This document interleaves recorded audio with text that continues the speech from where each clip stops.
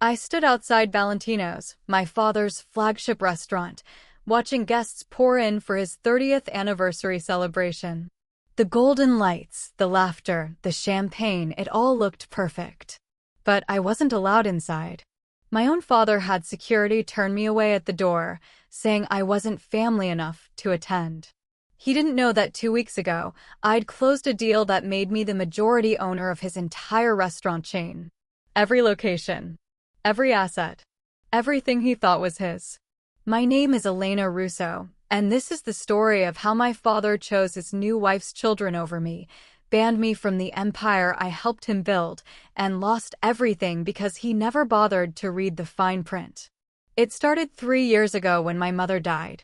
She was the heart of Valentino's, the original chef, the creative genius behind every signature dish. Dad was the face, the charisma, but Mom was the soul.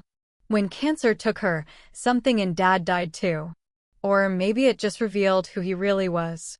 6 months after her funeral, he married Christine, a woman he'd met at some business conference. She came with 2 adult children, Brandon and Sienna, both in their late 20s, both completely useless, and both immediately interested in the family business. My business. The one I'd worked in since I was 16, managing accounts by 20, running operations by 25. Christine was charming at first. She'd smile, compliment my work, tell Dad how lucky he was to have such a dedicated daughter. But behind closed doors, she was poison. She whispered doubts into his ear, suggested I was too controlling, too ambitious, that I made Brandon and Sienna uncomfortable, that maybe it was time for fresh perspectives. Dad started listening. The changes came slowly at first. Dad stopped copying me on important emails. Strategy meetings happened without me. Financial decisions I used to lead were suddenly handled by Brandon, who had a business degree he'd never used and zero restaurant experience. When I confronted Dad, he brushed it off. "You're overreacting, Elena. Brandon's just trying to help. You need to be a team player." A team player? I'd built half this empire. I'd sacrificed relationships, weekends, my entire 20s to grow Valentino's from 3 locations to 15. And now I was being told to play nice with someone who couldn't tell a balance sheet from a menu. Sienna was worse. She got hired as brand director, a position that didn't exist until Christine suggested it. Her job seemed to consist of posting Instagram stories and redecorating the restaurants with terrible modern art that clashed with our classic Italian aesthetic. Customers complained. I compiled reports. Dad ignored them. "She's bringing us into the modern age," he said. "You're stuck in the past." The past. He meant Mom. He meant the legacy she'd built. The recipes she'd perfected. The warmth she'd poured into every detail. Christine wanted to erase all of it, and Dad was letting her. Then came the board meeting that changed everything. I'd prepared a presentation on expansion into the West Coast, a project I'd been developing for 18 months. Investor interest was high. The numbers were solid. I walked into that conference room confident. Brandon presented my exact plan. Word for word. Slide for slide. He'd stolen my files, and when I called him out, Dad exploded. "Enough, Elena. This jealousy is pathetic. Brandon brought this opportunity to us. If you can't handle having siblings, maybe you need to take a step back." Siblings. These strangers were now my siblings, and I was the problem. I stopped sleeping. Every night, I'd lie awake replaying conversations, analyzing what I'd done wrong, wondering how my own father could choose them over me. Mom's voice echoed in my memory. "If something happens to me, promise you'll take care of the restaurants. Don't let anyone destroy what we built." I'd promised. And I was watching it crumble. Christine escalated. She started hosting family dinners at the flagship location, dinners I wasn't invited to. She'd post photos online. Dad, Brandon, Sienna, all laughing together, toasting to family. The comments would pour in. Beautiful family. So blessed. Nobody asked where I was. When I confronted Dad about it, he sighed like I was a burden. Christine thought it would be easier without the tension. You make everyone uncomfortable, Elena. You're always angry, always criticizing. Maybe if you tried to get along with Brandon and Sienna, things would be different. I'd tried. I'd smiled through their incompetence, covered for their mistakes, worked twice as hard to compensate for their uselessness. And it was never enough. The final blow came at the quarterly review. Dad announced that Brandon would be taking over as Chief Operating Officer, my position, and that I was being transitioned into a junior advisory role. Effective immediately. We think it's best for the company, Dad said, not even looking at me. Brandon has fresh ideas, and frankly, Elena, your attitude has been affecting team morale. This is a good opportunity for you to reset. Reset. I'd given this company everything, and I was being demoted to make room for a trust fund kid who couldn't manage a lemonade stand. I didn't cry. I didn't scream. I stood up, walked out of that meeting, and made a decision. If they wanted to push me out, fine. But I wasn't going quietly. What Dad didn't know, what none of them knew, was that Mom had been smarter than anyone realized. When she got diagnosed, she restructured the company in ways Dad never fully understood. He signed papers, trusted her judgment, but never read the details. She'd created a complex ownership structure. Dad controlled 51% of voting shares, but there were mechanisms built in, clauses about succession, about protecting the company's legacy, about what would happen if the original vision was compromised. And she'd made me the executor of her estate, which included significant non-voting shares and options that could be converted under specific circumstances. I spent 2 weeks with a team of corporate attorneys, the same ones Mom had used. We went through every document, every contract, every filing. And we found it, the pathway Mom had left me. A way to protect what she'd built. She'd anticipated this. She'd known Dad might remarry, might be influenced, might lose sight of what mattered. So she'd created a failsafe. If the company deviated from its core mission, defined specifically in the founding documents Mom had drafted, certain share options would activate. Options she'd left to me. Brandon's disasters triggered them. His reckless expansion attempts. His cost-cutting that compromised food quality. His decision to replace Mom's signature recipes with modernized versions that tasted like cardboard. Every stupid decision was documented, every customer complaint filed, every financial loss recorded. I had enough evidence to prove material deviation from the company's mission, which meant I could convert my options and purchase additional shares.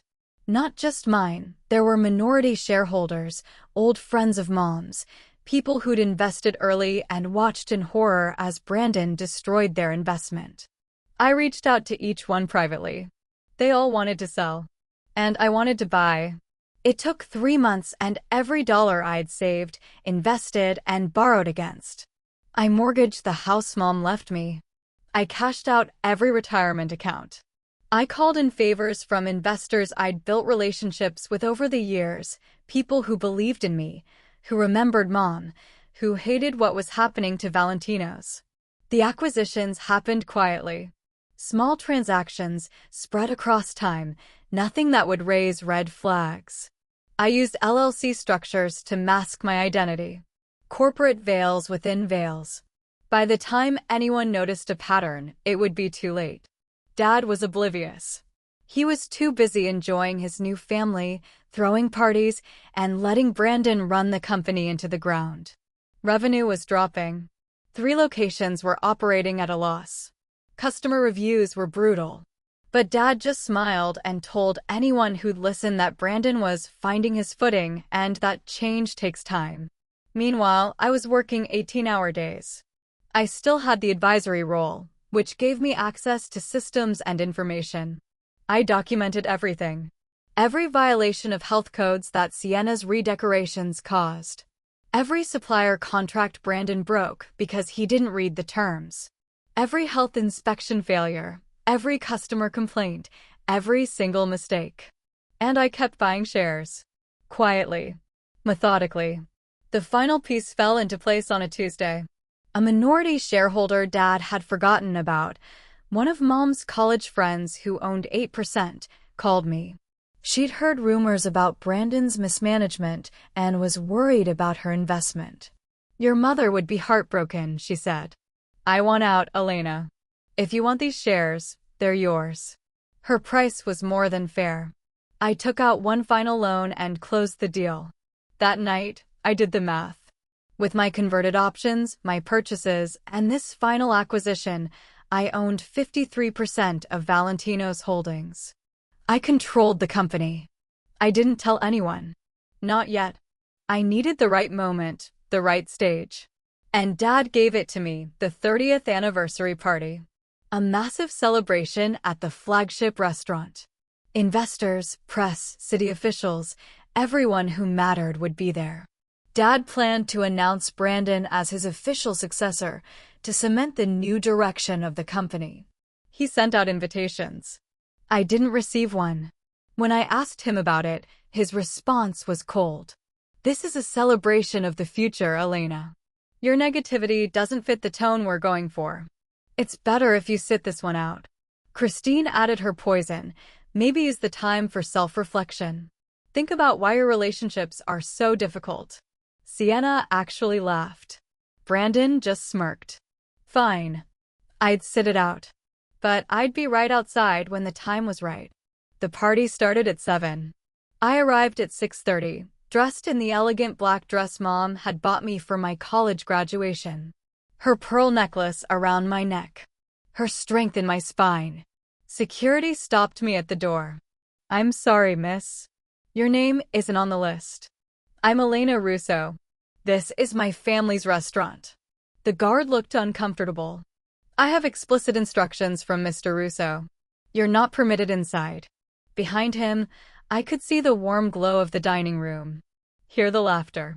See Dad holding court, Christine at his side, playing the perfect couple. "Call my father," I said calmly. "Tell him Elena is here." The guard did. I watched his face change as he listened to Dad's response. When he hung up, he actually looked sorry. "Mr. Russo says you need to leave the property. If you don't, he'll have you removed." My own father was threatening to have me arrested at his anniversary party. I didn't leave. I walked to the parking lot and waited in my car, watching through the windows. The party was in full swing. Champagne flowed. Speeches were given. Dad stood at the head table, beaming as Brandon and Sienna flanked him like they'd always been there. At 8 o'clock, Dad clinked his glass. The room fell silent. This was the big moment, the succession announcement. 30 years ago, I opened the first Valentino's with nothing but a dream and determination, he began. The lies started immediately. He didn't mention Mom. Didn't mention her recipes, her vision, her investment. Just I and my dream. Today, I'm proud to announce the future of this company. My son, Brandon Hartwell, will be taking over as Chief Executive Officer, effective immediately. Together, with my daughter Sienna as Brand Director, and with Christine's guidance, we'll take Valentino's into a new era. Applause. Cameras flashing.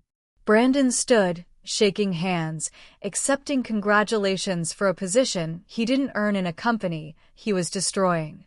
That's when I made the call. "It's time," I told my attorney. "File everything." "Are you sure?" he asked. "Once we do this, there's no going back." "I'm sure." "Do it now."